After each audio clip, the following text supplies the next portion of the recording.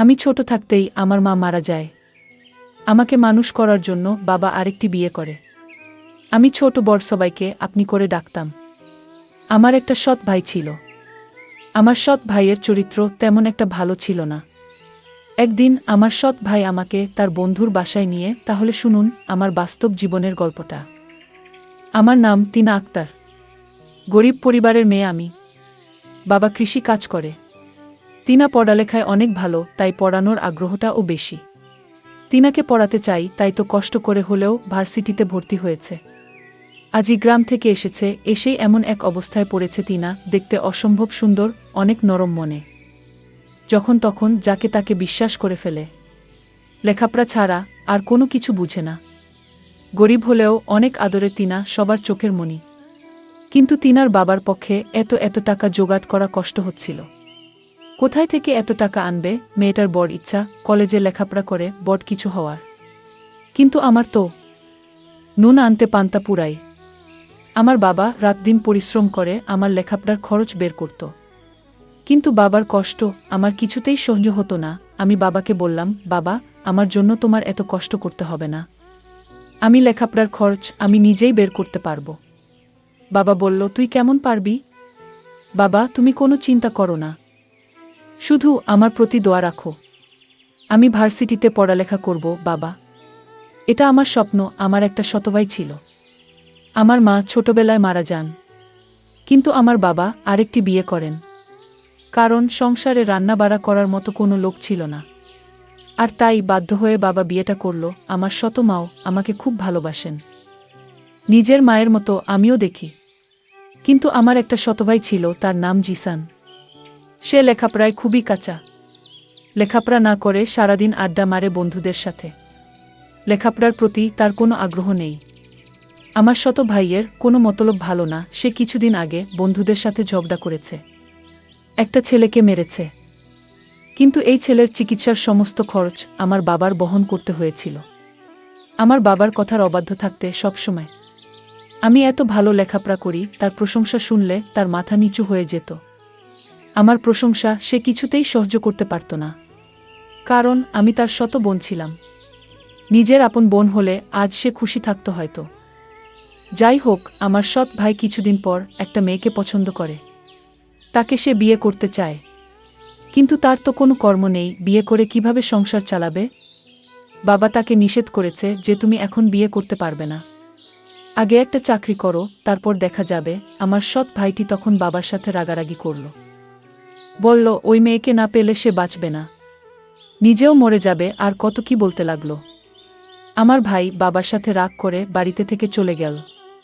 একটা বেসরকারি প্রতিষ্ঠানে চাকরি নিল আমার সৎ ভাই। এর মধ্যে মেয়েটির বিয়ে হয়ে যায় অন্য জায়গায়। যার জন্য সে চাকরি নিল তাকেই পেল না। আমি তাকে সান্ত্বনা দিলাম, ভাইজা, আমি তোমাকে এর চেয়ে ভালো মেয়ে আমার ভাইদের জন্য নিয়ে আসব। সে তখন আমায় বলল, আপু, তোরে একটা কথা বলি। আমি বললাম, কি কথা ভাইজা? জিসান বলল, আমি তোর লেখাপড়ার সমস্ত খরচ আমি দিব। আমি তোর স্বপ্ন পূরণ করব। এই কথাটা শুনে আমার ভালো লেগেছিল। কিন্তু হঠাৎ এত মায়া আমার জন্য কেন হলো? তা নিয়ে আমার মনে কৌতূহলের সৃষ্টি হলো। আমি বললাম, ভাইয়া থাক, তোমার কষ্টের টাকা দিয়ে আমার লেখাপড়া করতে হবে না। ভাইজা তখন বলল, তাহলে তুই আমাকে পর ভাবিস? আমি তার উত্তরে বলেছিলাম, পর ভাবব কেন?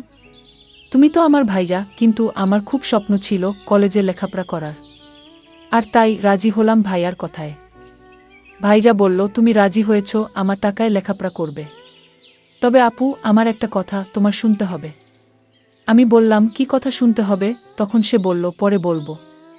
তবে আমি যা বলি তাই তোমার শুনতে হবে আপু।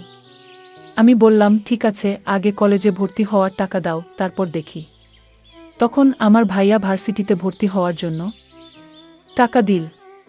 আমি কলেজে ভর্তি হলাম। আমার এত ভালো লাগছিল, আমি লেখাপড়া করব, ভালো একটা চাকরি করব।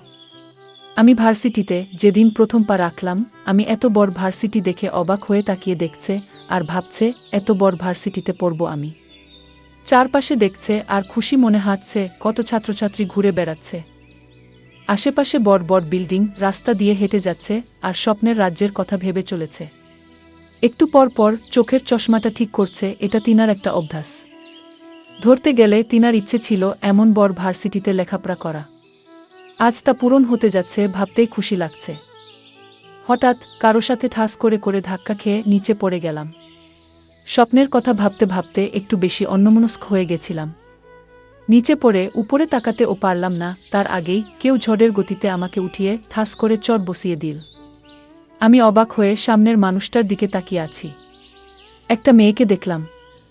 তাকে দেখে মনে হলো কোনো বড় লোক ঘরের মেয়ে। সে আমাকে বলল, তোর তো সাহস কম না, আমাকে ধাক্কা দিস আমাকে। আরও কয়েকটা ছেলে মেয়ে ছুটে এলো মেয়েটার কাছে। সুরমা, কি হয়েছে রে? এই মেয়েটার জন্য আমি পড়ে গেছিলাম। ওর সাহস কি করে হলো আমাকে ধাক্কা দেওয়ায়? কে এই মেয়ে? নতুন মনে হচ্ছে। এই মেয়ে কখন ভার্সিটিতে ভর্তি হলো? সুরমার বন্ধুরা বলল, দাদা, এই মেয়ে নতুন হলে তো ওকে দেখে ছাড়ব। সুরমার বন্ধু রামিম বলল, ঠিক বলেছিস, সুরমার শাস্তিটা ও হয়ে যাবে। কিন্তু রাহুল তো এখনো আসে নাই। ওকে ছাড়াই কি করবি? ও আসলে হবে না। এর আগেই মেয়েটাকে ধাক্কা মেরে ফেলে দেওয়ার শাস্তি দিতে হবে।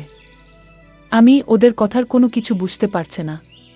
কি বলছে ওর মাথায় ঢুকছে না। আমি ভাবছি আমাকে কেন মারল? আমি কি ইচ্ছে করে ধাক্কা দিয়েছি? অনেক কষ্ট লাগছে কিন্তু কিছু বলতে পারছি না। চুপ করে আছি। এই যে মেয়ে, তোমার নাম কি? একটু ভয় পেয়ে বললাম, আমি তিনা। একটু দেখে চলতে পারলে না? এখন তো ওরা তোমাকে প্রতিশোধ নিবে। তুমি দেখে চললে এমন হতো না। আমি কথাগুলো ভাবছিলাম। হঠাৎ ওই ছেলে এসে বলল, ওই মেয়েরা সবাই আমার দিকে আসছে। দেখে আবার তাদের কাছে চলে গেল। এত জোরে থাপ্পড় দিয়েছে, আবার আমাকে মারবে কেন? সবাই আমার কাছে এসে, নাম কি, বাড়ি কোথায়, কিসে পড়ি, সব জিজ্ঞেস করতে লাগল। তারপর আমাকে গান গাইতে বলল। আমি গান পারি না বলাতে আমাকে কানে ধরিয়ে রেখেছে। এদিকে সিয়াম আজ একটু দেরি করে ভার্সিটিতে এসেছে। এসেই দেখে সবাই ভিড় করে দাঁড়িয়ে আছে। সিয়াম আসার সাথে সাথে সবাই ভিড় কমিয়ে চলে গেল। আর সব মেয়েরা হা করে তাকিয়ে আছে। কারণ সিয়াম হচ্ছে ভার্সিটির সবার সিনিয়র। সব মেয়েরা জয়ের দিকে হা করে তাকিয়ে আছে। সিয়াম গাড়ি থেকে নেমে ওর ফ্রেন্ডদের দিকে যেতে লাগল। এখানে কি হয়েছে? এত ভিড় জমাচ্ছে কেন? আমাকে তখন ছেলেটি জিজ্ঞেস করল, তুমি কে? আর তুমি আমার বান্ধবীকে ধাক্কা মেরে ফেলে দিলে কেন? আমি তাকে বললাম, দেখুন, আমি না দেখে তার সাথে ধাক্কা লেগে গেছে। আর এর শাস্তি হিসেবে আমাকে চড় মারলেন। তাও কি তাদের আমাকে প্রতিশোধ নেওয়ার বাকি আছে? তখন হঠাৎ লক্ষ্য করলাম আমার ভাই আসছে কলেজের দিকে। আমি মনের ভেতর খুব সাহস হচ্ছে। ভাইয়া যখন আসছে তাহলে ওদের হাত থেকে আমার ভাইজা আমাকে রক্ষা করবে। কিন্তু আমার ভাইয়ার রূপ দেখে আমি অবাক হয়ে গেলাম। আমার ভাইজা বলল, সিয়াম আমার বন্ধু, আর বন্ধুর বান্ধবীকে তুমি ধাক্কা দিয়ে মাটিতে ফেলে দেওয়ার কারণে তোমার অনেক শাস্তির বাকি আছে। আমি ভাইয়াকে বললাম, ভাইয়া, আমি তোমার বোন, তুমি ওদের পক্ষে কথা বলছো? ভাইজা তখন বলল, চুপ। কে তোর ভাই? আমি কারো ভাই না। ওর বান্ধবীকে মারার জন্য আজ তোর রেহাই নেই। তোর কত বড় সাহস, তুই আমার বন্ধুর বান্ধবীকে মারলি? এর জন্য তোর মাসুল দিতে হবে। আমার চোখের পানি কিছুতেই আটকাতে পারলাম না। মনে মনে ভাবলাম, আজ যদি সে আমার মায়ের পেটের আপন ভাই হতো তাহলে কখনো ওদের পক্ষ নিয়ে কথা বলতো না। নিজের বোনের জন্য জীবন দিয়ে দিত। তাও বোনকে বিপদে ফেলে চলে যেত না। আসলে পর কখনো আপন হয় না। হতে পারে সে আমার সৎ ভাই। সৎ ভাই এরকম আচরণ করবে? আমি তখন কান্না করতে লাগলাম। আমার কান্না দেখে ওরা হাসতে লাগলো আর বলতে লাগলো, কেঁদে কোনো লাভ নেই। আমার ভাই হঠাৎ বলল, আমার সাথে চলো। আর ওরা বলল, আজ তুই বেঁচে গেলি তোর ভাইয়ার জন্য। ভাইজা বলল, আমি তোকে টাকা দিয়ে কলেজে ভর্তি করিয়েছি, সেই টাকার কথা কি ভুলে গেছ? আমি বললাম, কি করতে হবে আমাকে বলো, আমি তোকে নিয়ে আমার বন্ধুর বাসায় যাব। আমি বললাম, বন্ধুর বাসায় কেন? জিসান বলল, আমি তো আগেই বলেছি তুই আমাকে কোনো প্রশ্ন করবি না। আমার সব কথা তোকে শুনতে হবে। ভাইজা, বলেছি আজ আমার মনটা ভীষণ খারাপ। কারণ আমি আজ প্রথম ভার্সিটিতে এসে গিয়ে অপমানিত হয়েছি। আমি আজ কোথাও যাব না। অন্যদিন বলিস তোর বন্ধুর বাসায় গিয়ে আসবো নে। আমার ভাইজা তখন খুব রাগান্বিত হয়ে বলল, এখন বলেছি, এখনই যেতে হবে। আমি ভাইয়াকে বললাম, ভাইয়া প্লিজ, আমার খারাপ লাগতেছে। আমি আজ তোর সাথে কোথাও যেতে পারবো না। এই কথা বলতেই আমাকে একটা জোরে চড় মারে ভাইয়া। আমি কান্না করে বললাম, ভাইয়া তুই চড় মারলি? আমার আপন ভাই হলে আমাকে এভাবে মারতে পারতো না। ঠিক আছে, আমি যখন তোর কাছ থেকে টাকা নিয়ে ভুল করেছি, তাহলে এই ভুলের প্রায়শ্চিত্ত আমার দিতে হবে। ভাইয়া নামক পাষাণ মানুষটি বলল, গাড়িতে উঠ। আমি কিছু না বলে চুপচাপ গাড়িতে উঠে পড়লাম। তারপর সে আমাকে তার বন্ধুর বাসায় নিয়ে গেল এবং বলল, আমি তোকে এখানে কেন এনেছি জানিস? আমি বললাম, কেন আনলে এখানে? তখন একটা বয়স্ক লোককে আমাকে দেখিয়ে বলল, ওই লোকটিকে বিয়ে করতে হবে তোকে। ভাইজা বলল, ওই যে মানুষটিকে দেখতে পাচ্ছিস, ওর সাথে তোর বিয়ে দিব। আমি বললাম, এটা কোনোদিন সম্ভব না। ভাইয়াকে বললাম, ভাইজা আমার একটা পছন্দ আছে, আর সেই পছন্দের উপর তুই জোর চালাতে পারিস না। ভাইজা তখন বলল, বসে বসে আমার বাবার সব টাকা শেষ করেছিস তুই। আমার বাবা আমাকে তেমন একটা ভালোবাসে না, শুধু তোর জন্য, আর তাই তোকে আর সহ্য হচ্ছে না। তোর জন্য আমার বাবা আমার প্রতি তেমন নজর রাখে না, ভালোবাসে না, শুধু তোর কথা ভাবে। তাই আমি মনে মনে ভেবেছি তোকে ওই লোকটার সাথে বিয়ে দিয়ে দিব। লোকটা অনেক টাকার মালিক, একটু বয়স বেশি। আর কি, বয়স বেশি হলে সমস্যা কি? আর আমি ওই লোকটার কাছ থেকে টাকা নিয়ে তোকে কলেজে ভর্তি করিয়েছি। আমিও অনেক দিন যাবত তার কাছ থেকে টাকা নিয়ে চলেছি। আমি তখন ভাইয়াকে বললাম, এই লোকের সাথে আমার বিয়ে দিলে আমার জীবনটা শেষ হয়ে যাবে ভাইয়া, প্লিজ। ভাইজা তখন বলল, আমি কোনো চাকরি করিনি। চাকরি আমার মিথ্যা বানানো নাটক ছিল। আমি তখন আমার ভাইকে একটা তাপ্পড় মেরে বললাম, এই তোর প্ল্যান ছিল? আমি কোনো মতে এখান থেকে পালিয়ে আসলাম। বাবার কাছে কান্না করে সব বলে দিলাম। বাবা তখন আমায় সান্ত্বনা দিয়ে বলল, আজ তোর মা বেঁচে থাকলে এমনটা হতো না। তোর ভাই টাকার কাছে বিক্রি হয়ে গিয়েছে। যে ভাই টাকার লোভে পড়ে নিজের বোনকে একটা বয়স্ক লোকের সাথে বিয়ে দিতে চায়, সে তো ভাই না। তোর ভাই নিজের স্বার্থের জন্য তোকে কলেজে ভর্তি করল। ও দিন দিন আরও অভদ্র হয়ে যাচ্ছে। আমি বাবাকে বললাম, বাবা তুমি ওকে এখন কিছু বলো না। ওকে ভালো করার দায়িত্বটা আমার হাতে তুলে দাও। ওকে কিভাবে ভালো করতে হবে তা আমার জানা আছে।